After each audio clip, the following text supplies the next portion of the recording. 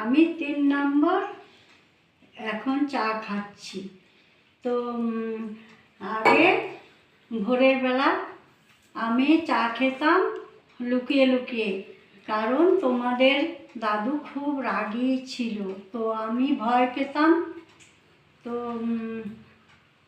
এই যে আজকে বৃষ্টি পড়ছে, এই বৃষ্টির দিনে ঘর থেকে বেরোতে পারছি না, খুবই ঠান্ডা লাগছে। তো আমি এখন বসে বসে চা খাচ্ছি। আমার মেয়ে এসেছে, তো আমার মেয়ে চাটা বানালো আদা দিয়ে, তো দারুণ টেস্টি হয়েছে, খেতে কি ভালো লাগছে, মনটা ভরে যাচ্ছে, খুব ভালো লাগছে। আমি আরও অনেক কাজ করতে পারবো, কেননা চা খাওয়ার পরে